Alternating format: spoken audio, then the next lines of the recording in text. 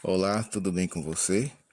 Hoje estaremos fazendo a nossa primeira parte da reflexão sobre o Salmo capítulo 5 e o tema é Deus é rico em misericórdia. Por acaso você já fez alguma oração que não foi atendida? Você já clamou a Deus para que a sua oração fosse ouvida, que a sua voz fosse escutada nos altos céus? Já foi decepcionado por não ter tido uma resposta pronta e imediata de Deus? Muitas vezes os filhos de Deus se defrontam com esse tipo de problema. Oramos a Deus e não somos atendidos como esperávamos. Clamamos ao Senhor em busca de respostas e parece que não somos ouvidos. Os céus se nos afiguram de bronze e nossas orações são incapazes de penetrá-los. Uma jovem profundamente angustiada disse ao seu pastor num tremendo desabafo: Pastor, as minhas orações não passam do teto. O que eu devo fazer? Deus ouve as nossas orações. Davi estava em profunda aflição. O Salmo 5 ainda foi escrito no contexto da revolta de Absalão contra o seu pai. Então Davi faz uma oração singular. Verso 1: Dá ouvido, Senhor, às minhas palavras e acode ao meu gemido. Escuta, Rei meu e Deus meu, a minha voz que clama, pois a ti é que imploro. Ele ora para que Deus ouça a sua oração. Ele já havia orado para que Deus se manifestasse em livramento dos seus inimigos. Salva-me, Deus meu. Salmo 3, verso 7. Agora ele pede, ele suplica, ele implora que Deus atenda a sua prece. Será que Deus ouve as nossas orações? Ele sempre ouve as nossas preces. Seus ouvidos estão sempre, dia e noite, se inclinando para nos ouvir, em todo o nosso mais íntimo desejo da alma. Pode ser que nem sempre vai responder exatamente como nós queremos, mas ele vai nos atender seguramente através dos recursos infinitos da sua onipotente graça. Deus atendeu ao clamor do povo de Israel que vivia as maiores angústias, em escravidão sob o domínio de Faraó no Egito. Ele atendeu a Ana, que era estéril, dando-lhe um filho que se tornou no profeta Samuel. Ele atendeu a oração mais curta do Evangelho quando Pedro, afundado nas águas revoltas do mar da Galiléia, clamou: Salva-me, Senhor. Ele atendeu a igreja primitiva quando orou pela libertação do mesmo apóstolo Pedro que dormia na prisão. E seguramente há de responder a nossa prece, elevada ao céu com fé humilde, para que se cumpra a soberana vontade divina. Davi se dirige a Deus como Rei meu e Deus meu. Ele sempre reconheceu o reinado soberano de Deus. Ele sabia que era apenas um representante do Rei Celestial e estava pronto a depor sua coroa diante do Eterno. A rainha Elizabeth II, quando pela primeira vez ouviu o Aleluia de Handel, quebrou o protocolo e, para a admiração de todos os seus oficiais, levantou-se em humilde reconhecimento diante de Cristo, o Rei dos Reis e Senhor dos Senhores. Deus odeia os ímpios? Aqui temos a base da oração de Davi para que fosse atendido. No verso 4 diz: Pois tu não és Deus que se agrade com a iniquidade, e contigo não subsiste o mal.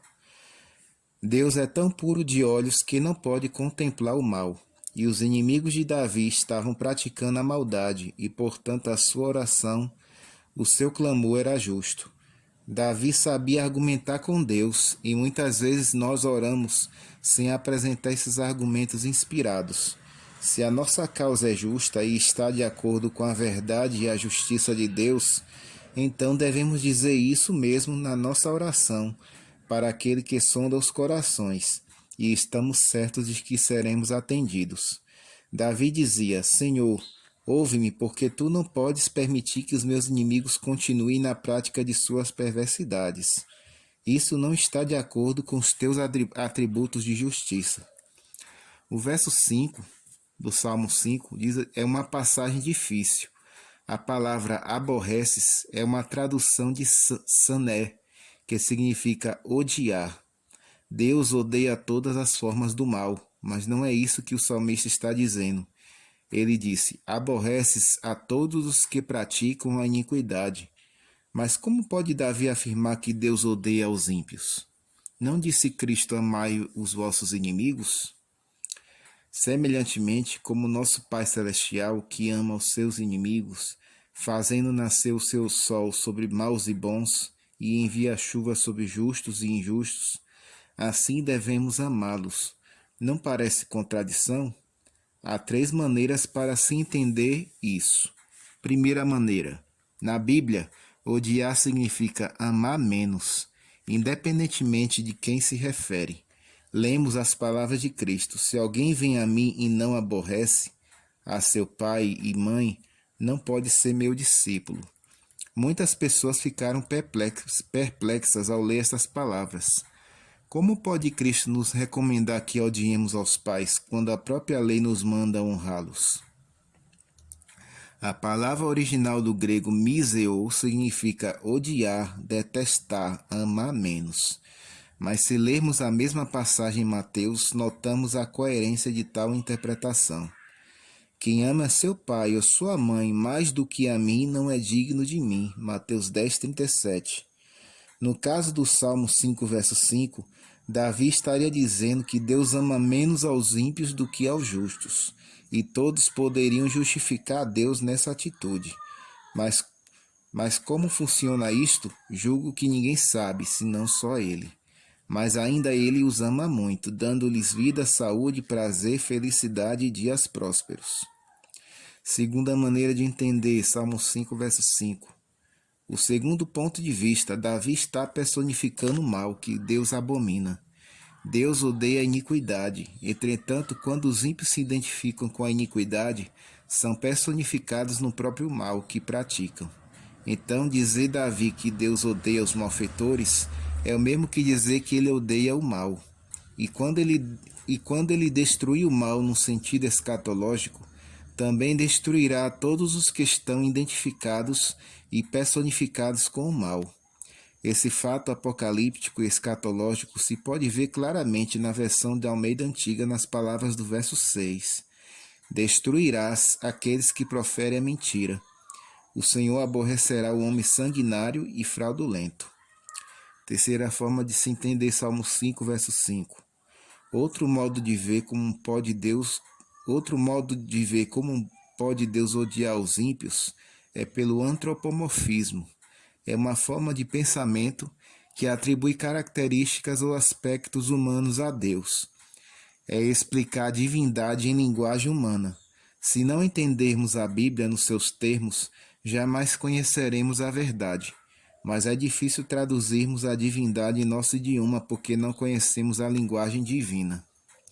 Portanto, temos que usar nossa própria linguagem, embora seja ela muito limitada para esse propósito.